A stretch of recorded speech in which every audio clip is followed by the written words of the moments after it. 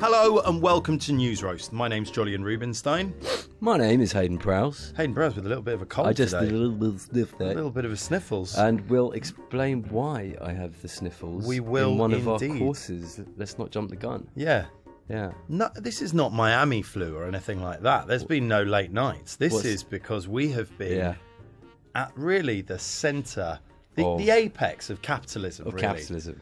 We just returned from some extraordinary filming that you will see later this year in Davos, which is the playground for 3 days of the super rich, the oligarchy, political leaders from around the world, and also technological innovators for the World Economic Forum. That's right, and Donald Trump. Oh, and Donald Trump. And whilst we were there, we picked up a stray journalist. We did. He was sort of bumbling down the street. Yes. And we took him into the warmth. Yes, exactly. And out of pity more than anything else, we decided to invite him onto our podcast. Definitely out of pity rather than his sheer brilliance. Not the fact that he's an incredibly interesting man who we were immediately fascinated by, and we asked him on. In all seriousness, we are absolutely over the moon to be joined by the editor of Wikitribune, Peter Bale. Welcome to News Roast. Thanks very much, Jolyon. So for people who may not be familiar with Peter's work, Peter was the CEO for the Centre of Public Integrity and Investigative Journalism, which is a non-profit in Washington, D.C. Now, the CPI, which recently incorporated the International Consortium Vicious of Journalists. In fact, let me just say that quickly. The ICIJ, the International Consortium of Investigative Journalists, which is best known for having done the Panama Papers. Indeed, the Panama Papers, which Peter oversaw. And Peter joined the CPM from CNN International, where as vice president and general manager, he worked for some time, also worked his way around Microsoft, and has basically been at the forefront of technological innovation through news platforms as they developed, be that MSN, be that CNN, and now Wikitribune. So, Peter, before we go too much into your career, for people who don't know what Wikitribune is, what is it? So Wikitribune is a concept, really, that is founded by Jimmy Wales, the guy who created Wikipedia 16 years ago, which is now the 5th largest site in the world. And Jimmy has a strong belief that he can improve the quality of journalism, improve the trust in journalism, and really resolve the business model difficulties of journalism about clickbait and about the business model being very much driven by click generation and click-related advertising. He wants to redo the business model in the same way as he did for Wikipedia. The difference is we have about a dozen professional journalists, or theoretically professional journalists, creating content every day, and that's the sort of catalytic content which at the moment we want the audience, the community, to react to. And we launched 2 months ago. The idea is that the community will eventually supplant, in terms of volume, the amount of content that the professional journalists are creating. So this sounds maybe a bit like I'm being deliberately obtuse, but the tagline of Wikitribune is evidence-based journalism. That's right. So why don't you explain to people what that means? Well, the principle is we make no assertions, we make no claims, or try to make no assertions and try to make no claims that we can't stand up. The sourcing is deliberately very thorough. You should be able to drill down into the story to find out exactly where we got the information from the originating source. You should never be lost for words, lost for understanding how we got to that point, why we got to that point. And really the community is a participant in that. They are theoretically holding us to account. So if I make an assertion, as I did in a story the other day, that Justin Trudeau had, quote, lectured the audience at Davos, I really thought twice about that phrase. Can I justify that? I believed I could. Other people may feel that's a little bit too much, too liberal with my descriptions. But that's the point, is that the audience will hold us to account transparently, and we theoretically will hold ourselves to account in order to really demonstrate that we've thought about trying to get to a neutral or objective point of view. So it's sort of immediately peer-reviewed. It is. Funny enough, you should say that. It's very perceptive, Heydon. I think of it as peer-reviewed journalism. And in a sense, so Jimmy's vision is that the community is the community members are on an equal footing as the professional journalists, and so that does mean peer-reviewed journalism. And if you think about it, most journalism out there at the moment is very much. I won't say throwing it against the wall and seeing what sticks, but there are some very big, often very sweeping statements that are not always backed up and very well thought about. It's too easy to be glib. even in an environment where fact-checking is promoted. So it's like Wikipedia. It's like it's like Wikipedia in the sense that it's community-driven. Yeah. So it's Wikipedia for news, is it? Yeah. You could call it that, but it's right. very separate from Wikipedia. The only connection between the two organizations is Jimmy.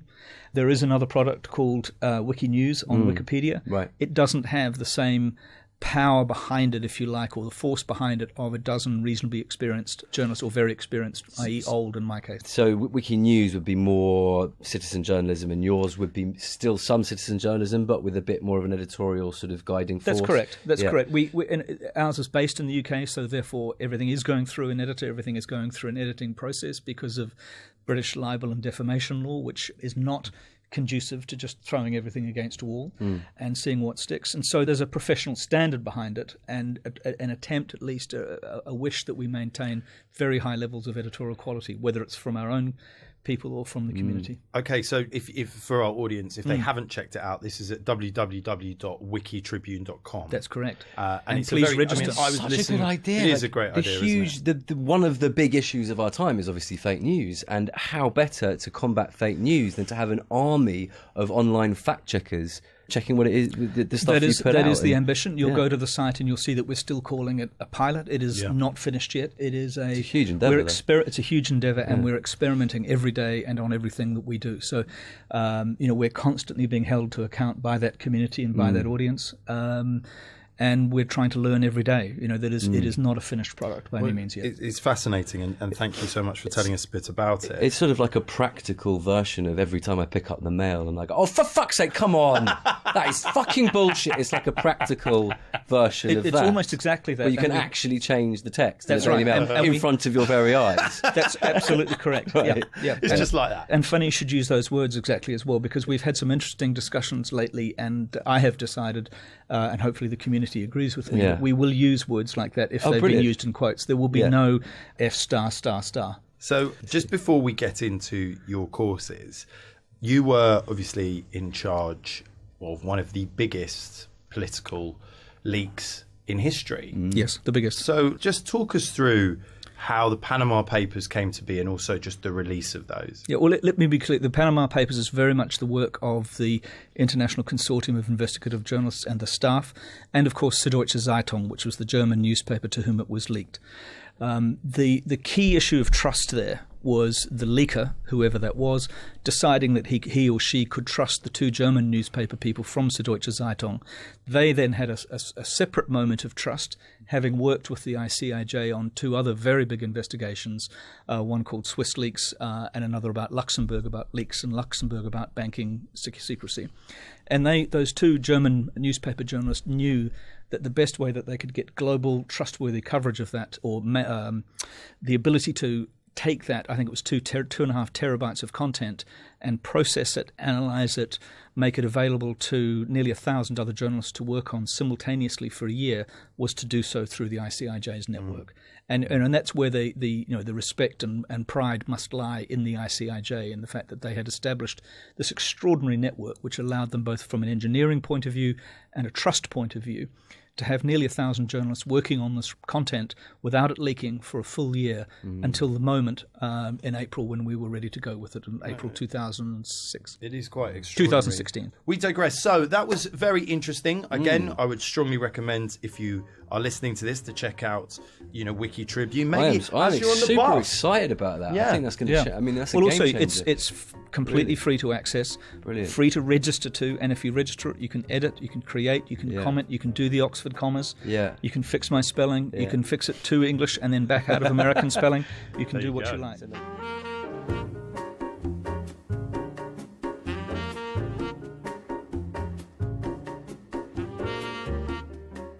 Let's move on to your metaphorical starter, Peter. So the metaphorical starter is trust, because it starts. Everything starts from trust. If we don't have trust between the three of us, we can't really have a decent conversation, or we end up being, English people are skeptical about everybody at the time and not looking at each other in the eyes.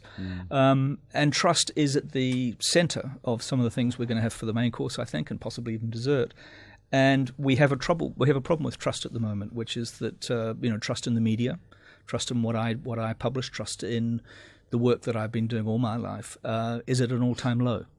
And that's depressing to me. I also help run a journalistic industry group called the Global Editors Network. It's worrying to us. How do we bring that trust back? How do we work? I mean, not that it was necessarily always there. People have been right to be skeptical about journalists. Since the 1890s, you've had yellow journalism in the UK, if you like. You've had pamphleteers. We're going through another era where the equivalent of the pamphleteers can publish anything they like, and it'll stick, particularly on social media. But how do we bring? So my issue with this is, how do we encourage people to be able to have a certain amount of faith in what they're reading, and a certain amount of respect and good faith. Before we go on to why we are, what the remedy is, for maybe some of our listeners who listen to this podcast to really get a grip of some of these issues, what's your perspective on why we have arrived here, and break it down for us in terms of particularly the British media landscape, which you obviously know very, very well? Yeah, I was thinking about this, and it's supposed, just let me be clear also that I will speak as the launch editor of Wikitribune about Wikitribune, but I'm also going to speak in my own capacity, possibly as the president of the Global Editors Network, but really for myself. So, some of the opinions that I'm going to express are really mine and not those of the publication. You're just the guy called Peter speaking. That's exactly right. That's exactly right. Hashtag blessed. Doing my best, exactly. But I think the dodgy dossier and going to Iraq was phenomenally damaging for the perception of public trust and the trust in institutions in the UK. So there's that. It was the manipulation of the media by the media itself in that particular case as well. By Alistair Campbell particularly? So I know Alistair pretty well. I used to work with him in the 90s. I think Alistair was doing Tony Blair's bidding and doing his best to, as I think Richard Dearlove, or maybe Scarlett said at the time, that the facts were being assembled to match the story at the time. Completely exonerated. I don't think they've really been completely exonerated. If you look at what happened in the various reports on it, I think exonerated is way too strong a term. I would say that some people acted in what they believed to be the best interests at the time, but there were phenomenal lies, there were phenomenal untruths, there were people pilloried. I'm thinking of Professor Kelly, and I think some of the people involved profoundly regret that. But I think that was a moment where public trust was dented very seriously and for all the right reasons. And I think there have been two other huge moments in the last few years that apply to this, and that this is particularly about Britain. And one is the hacking gate, the discovery that the amount of surveillance, the amount of dicking around with people's mobile phone calls that was going on there for not a single story that mattered. Had it been a story about why we were going into austerity, or what was the real deal between Tony Blair and Gordon Brown, or why did we go to Iraq? But it wasn't. It was who's fucking whom.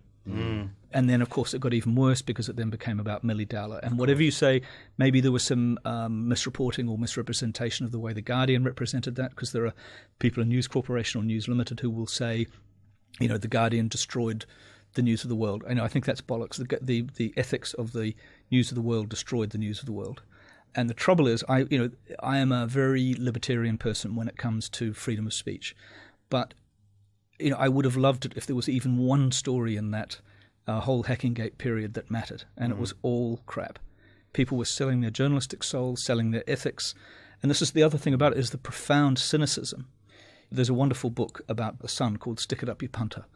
It's the profound cynicism that sits under some of these gigantic publications, whether that's the Daily Mail or the Sun at times, and that really eats away at public trust in journalism. I think the other thing, and this is more global and it fits in with the Davos conversation, is the 2008 financial crisis and the cleaning up of that, and the fact that basically nobody in the UK or the United States who's middle class or below has had a pay increase for a decade, and the lack of trust, the lack of transparency in the way that was handled. I think those three factors of Iraq, the global financial crisis, and Hackinggate have really eaten away at the fabric of trust. Those three things were so seminal, you're totally right. And it is that lack of trust that I think has given us Brexit, has given us Trump, and has made the arguments of whatever you want to call it, I guess the sort of liberal elite, has made their arguments so fundamentally ineffective and so without any substance. Putting aside Trump for a moment, I think that's absolutely true of Brexit. I think Brexit was a vote of lack of trust in the establishment. You've got David Cameron sort of a weird combination of Teflon and oil. Personally, I think Steve Bale was really cruel and unfair to portray George Osborne as a gimp all that time. Yeah. But there is something sort of vampire-like, and so you've got this thing of austerity pumping away, and then you've got David Cameron saying a simple in-and-out vote. And then you got to the essence, which Michael Gove said, of I think the people of this country have had enough of experts. And I think they had. And I think they were sending a message that had virtually nothing to do with Europe and nothing to do with the EU, except that let's not forget that Boris Johnson, Daily Telegraph correspondent in Brussels, 20 years ago when I worked with him in various EU conferences, we've had a relentless beat of the EU as a bunch of faceless bureaucrats. The EU's not got in our interests. What about the Spitfires? We were alone in Dunkirk. This Dunkirk bullshit. My father fought for the Royal Air Force. He was a New Zealander, but he fought in the Royal Air Force. He said, when are the British going to get over the Second World War? And I noticed the German ambassador said that this week, that we're still infected with this 1945, guns of Navarone bullshit. Well, and it has had a tremendous effect on this debate. An incredible quote that I wanted to read today that Robert Peston actually put out. And he said, at the World Economic Forum in Davos last week, Angela Merkel naughtily poked fun at Theresa May in a secret briefing for journalists. Here's what transpired according to those there. Merkel said that when she asked Mrs May what she wants in the shape of UK relationships with the EU, Mrs May said, make me an offer. To which Mrs Merkel said, but you're leaving. We don't have to make you an offer. Come on, what do you want? To which Mrs May replied, make me an offer. And so, according to Mrs Merkel, the two find themselves trapped in a recurring loop of what do you want and make me an offer. At its telling, the hacks laughed uproariously, though I'm not sure this is so funny for the UK. I found this actually, and I'm apolitical. I do my best to be apolitical. I don't tell people how I vote or even if I vote. But I was really struck listening to Angela Merkel and Macron in their speeches, the other day, how much more authentic, how much more intelligent they came across than Theresa May. Not that she's not intelligent and probably somewhere in her life authentic, but it was just a speech of complete emptiness. And then you say this deal thing, make me an offer. This is where we're getting into this kind of transactional politics that Donald Trump is talking. Everything is a deal. Everything is a deal. It's crap. Everything is actually about relationships, and it's about morality, it's about honesty, and it's about shared interests.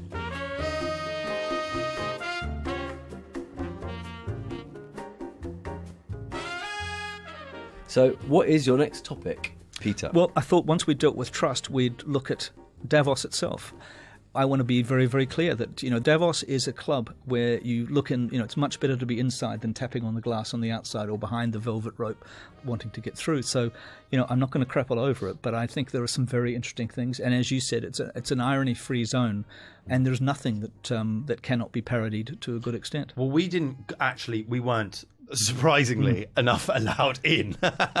We just literally were tapping on the glass outside. So, What was your perspective on this? This relates to the trust thing, because I was there and it hit me. This trust thing is so important. It hit me as soon as I arrived. In fact, as we flew into Zurich, lines of private jets on the runway. You come out of the airport, there's lines of sort of blackened out windowed Mercedes-Benz. It's quite sinister. You get up, 5,000 feet up this mountain. There's a ring of steel. There's 5,000 troops there. There's basically, I would imagine 98% of the world's wealth is represented within that tiny town, as well as every single political decision maker that's got any clout. Correct. And all they're talking about is equality. And you're like, something's fucking wrong here. What is going on? If all of these people, there's either a lack of inclination to solve this issue, like either they're really, that they just don't want to, or they're really shit and don't have any power and don't have any money. They clearly have a lot of money and a lot of power, so it's got to be the Let's the unpick former. a couple of things you said, though, which are slightly unfair. Okay. So, security. We have a responsibility to look after our politicians. The United States has had Ronald Reagan shot in the middle of Washington at the Hilton. It's lost JFK. They have a responsibility, no matter whether it's Donald Trump or someone somewhat more appealing, so let's to protect not let them get no, killed. But let's just think the security is there. It's incredibly important. We have a responsibility to look after our political leaders. They're elected there. So all this stuff about whether it's expensive to follow him to Mar-a-Lago and stuff, I think is irrelevant. Okay. He deserves, as the president, the same level of protection that anybody else has, as does Macron, as does Trudeau, as does all these people. So I think the security one is always an interesting story. Yeah. But those poor buggers who are trying to protect those people, deserve some credit. There is we'll get to it, but there is a convergence of interests amongst those people, which I find extremely interesting. And there is value in it, and there's also things we need to be incredibly skeptical about it. There are things we need to absolutely take the piss out of, and then there are things we need to sort of think carefully about whether it's actually good to bring them together in one place in a secure environment from time to time, that they can actually have a conversation with each other. But to what extent is this narrative about equality that they're all banging about window dressing? Okay, no, it's not window dressing at all. And I think it's the people who are banging on about inequality is essentially the politicians, and it's the most sensible of those politicians. It's Angela Merkel, it's Trudeau, and it's Macron, because they know that the rise of populism, whether it's driving Trump or whether it's driving Brexit or it's driving the AfD, is because of inequality. Yeah. And I personally think that a lot of this is because we failed to deal with some of the issues in 2008 of the global financial crisis. So it was able to look like and be a bailout of the bankers and appear like a bailout of the bankers, as opposed to a sensible strategy to support the financial system, which in my view, possibly people much more intelligent than me, should have also been matched by some sort of Keynesian investment in infrastructure. None of us have particularly seen any real benefit from the 2008 financial bailout, other than the collapse of our banks and the collapse of our pension funds and this kind of thing. But we haven't seen the sort of corresponding. We had an incredible low interest rate environment in which we have failed to invest in infrastructure. So we haven't seen, the common person has not seen the benefits from this. It's been far more drastic for quote unquote the common person than that, because I'm sure we're at a stage, certainly in economic terms, where we're all paying tax. We are, sort of medium to high earners. But if you rely on the state, exactly. If you rely on the state, then actually the situation has been epically disastrous. Austerity in reality has been cuts systematically made to all of the public sector's infrastructure, whether it's welfare, healthcare, the police, the fire service, and then selling off, not just in a piecemeal way, but in a very direct way, the most valuable aspects of that. Let's specifically think about the UK. So we're talking about Davos, which is the world, the Western world, plus China, plus I can say the Soviet Union, which we'll get to in a minute, but Russia. But it's certainly in the UK, the push for austerity has landed on the people who are least able to deal with it, and it has led to the mass suppression of wage growth, right across the board, but particularly in the public sector.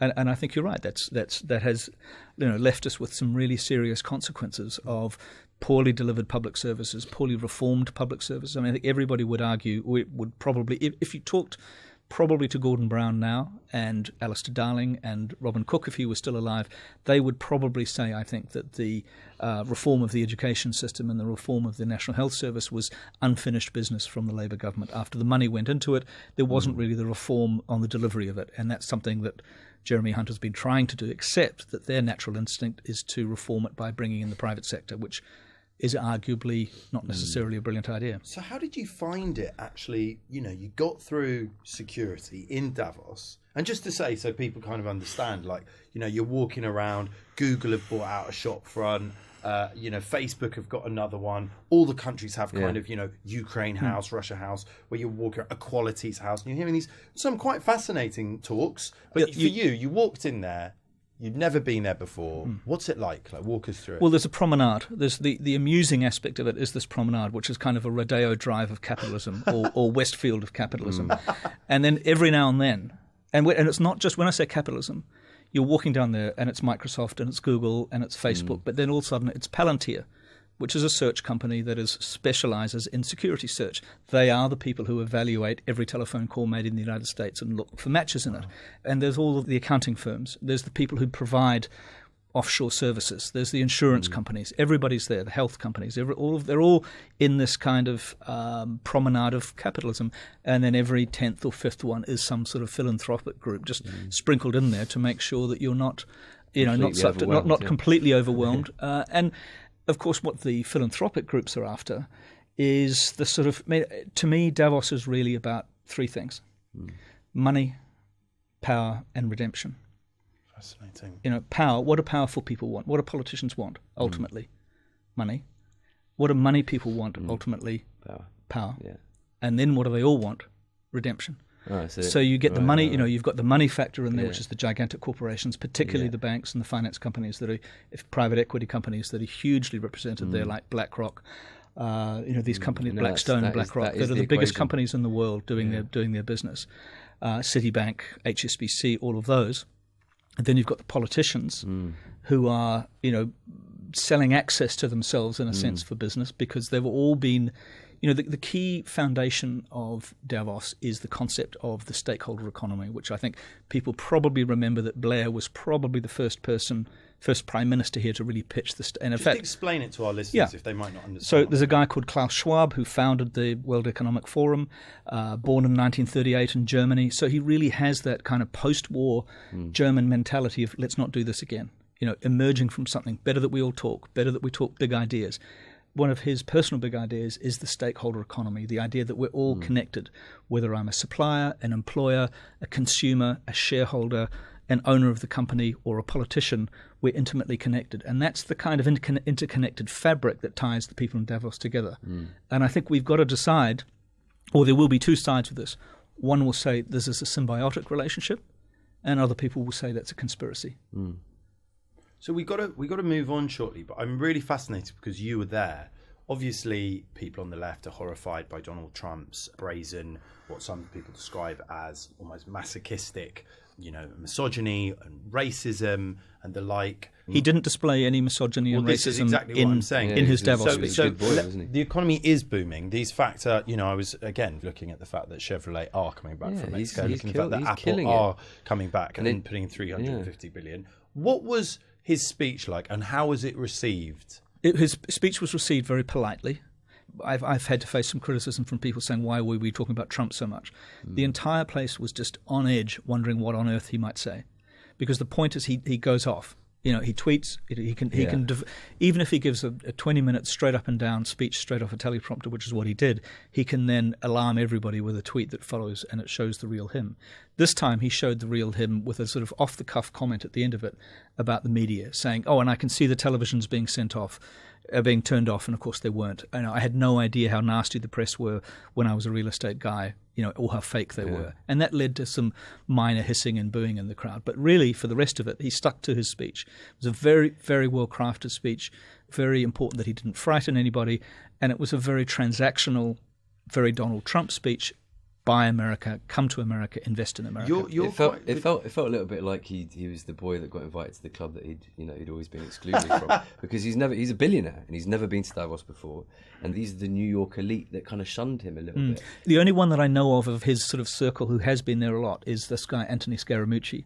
Yeah. And there are some absolutely hilarious stories being written about his wine tastings of $500 and $1,000 bottles of wine, and just how obnoxious they were. And so, I think there is something of that. We see in Michael Wolff's book Fire and Fury, we just see how desperate he is for the craving of acceptance, and he loves the acceptance from billionaires. It's good we come on to Michael Wolff, because just to say, so obviously we had met Peter before, sort of full disclosure here, and we had spoken about the fact that Michael Wolff's actually a personal friend of yours. I don't say that to too many people, certainly not if you're going to broadcast this. Well, you told us. Because he's not allowed to have friends. Right, he's not allowed to have friends. Obviously, that book, according to Donald Trump, is all fake news, absolutely ridiculous. Now, to people who've read it, like me, it is one of the most, I wouldn't say it's like full of revelations. It's one of the most fascinating soap operas I have ever come across. What sort of reaction has it had in the professional press, this book? Do you think it's going to make a difference? People have said they think it's going to unhinge him, unseat him. Oh, I don't think it's going to unseat him, and I don't think it's going to unseat him, but it is the truth to an extent. There's been tremendous snobbery in the journalistic establishment, what Michael calls the Church of Journalism, about this, because it doesn't say, 16:35 on a Tuesday, I spoke to the president for 2 minutes and, here's my recording. That's the kind of thing that we do at Wikitribune. We're doing evidence-based journalism. Michael is trying to do the sweep of the story. He's much more like Truman Capote or Tom Wolfe. Wow. He's giving you the sweep of a story. It is not a piece of forensic reporting. No. It is a piece of forensic recollection of what a lot of people around Trump have said and what the president himself has said to Michael. My problem with it isn't that, and I've read bits of it, I haven't read all of it, but is that it's not. It just falls into the same trap that most sort of journalism and most comment has fallen into during this Trump era, which is attacking him for sort of cultural criticism rather than economic criticism. And that cultural argument has been won. You turn on any sort of news show, any comment show, like whether it's the Late Show or the Daily Show, and they're all just like laying into Donald Trump day after day, and it's having no impact. I think this is a really serious problem. I don't agree that that's what Michael's done, because I think if you look in that book, what it's telling you is that there is a sort of circle of quasi grown-ups around him who simply do not know how to handle this man-child in the middle of it. And that's a little bit different from saying And it's then every about so cultural. often he crushes one. That's right. But I do think it's absolutely correct that whether it's the New York Times or the Washington Post or Saturday Night Live, I mean, not to mingle those three things together, but there is too much shrill, screaming, worry, fear out there. And I think going back to the first course with the about trust is, I think one of the fundamental problems we have in journalism at the moment is the merging of comment and analysis with reporting. And it is very hard for a consumer of news to work out, is this a genuine piece of reporting or is this a piece of opinion? And the merge between, in fact, this is the issue that the editor of the Wall Street Journal, Jerry Baker, has had a lot of criticism over, because he's trying to make sure that the news in the newspaper is the news and commentary is commentary. And I totally support his trying to make a difference between those two things.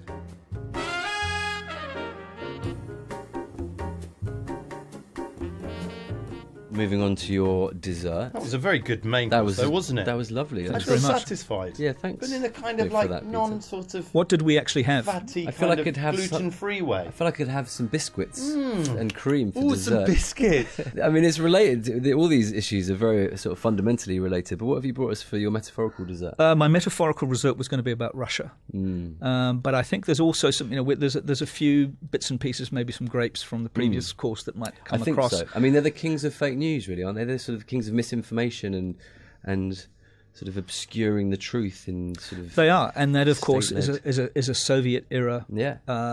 When you don't have the First Amendment, when you don't have freedom of the press, which of course we have no statutory freedom of the press in the UK either.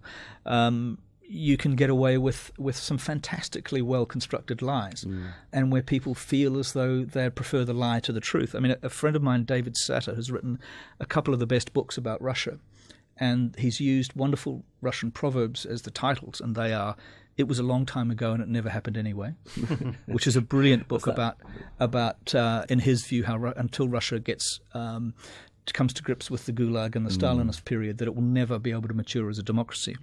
And his other one, more recent one, which is about Putin, is "The less you know, the better you'll sleep." And the point of that is that people just close their eyes to this. Vladimir Putin is a person who, with the KGB and the FSB and whichever they were called at that time, presided over, probably it would appear, the blowing up of apartment blocks to be blamed on the Chechens, with people in them. To justify war. To justify war and to trigger war. This is somebody who is utterly cynical. Yeah. And I think this issue goes to something we should have dealt with in the trust session, which is moral equivalence. If you remember, Donald Trump said, when asked about dealing with Putin, he said, "You think we haven't killed people too?"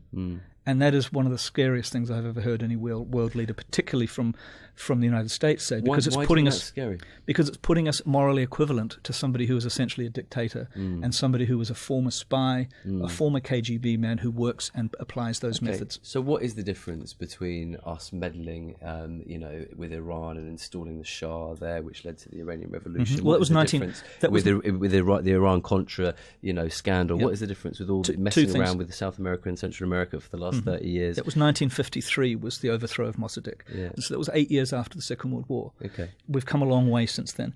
The interference in Iran-Contra was under Reagan, and Oliver North.